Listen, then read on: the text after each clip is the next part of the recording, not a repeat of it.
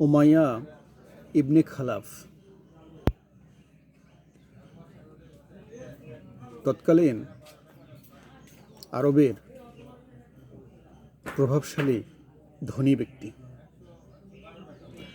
আল্লাহ সুবহানাহু ওয়া তাআলার নাম হযরত বেলালের মুখ থেকে মুছে ফেলার জন্য সর্বোচ্চ চেষ্টা করছেন।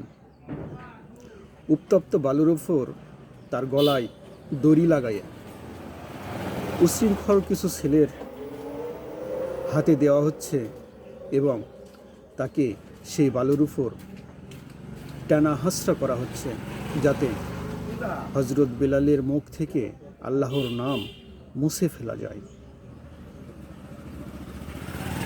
সময়ের বিবর্তনে রাসূলুল্লাহ সাল্লাল্লাহু আলাইহি ওয়াসাল্লাম 1 লক্ষের অধিক মানুষের সামনে ভাষণ প্রদান করছে, বিদায় হজের ভাষণ। তার কণ্ঠস্বর যেন সমগ্র মানুষের কাছে পৌঁছাইয়া যান। আল্লাহ সুবহানাহু ওয়া তাআলার অমীয় বাণী যেন সমগ্র মানুষের সামনে পৌঁছাইয়া দেওয়া যায়, তার জন্য ব্যবহার করা হচ্ছে তারই ছেলে রাবিয়া ইবনে উমাইয়ার কণ্ঠ। তার মাধ্যমে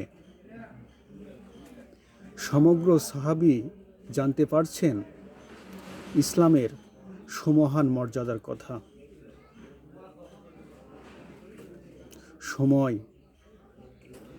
সত্য বড়ই আনন্দের, কারো জন্য বেদনার। আল্লাহ সুবহানাহু ওয়া তাআলা মহান, তিনি সমস্ত কিছু জানেন।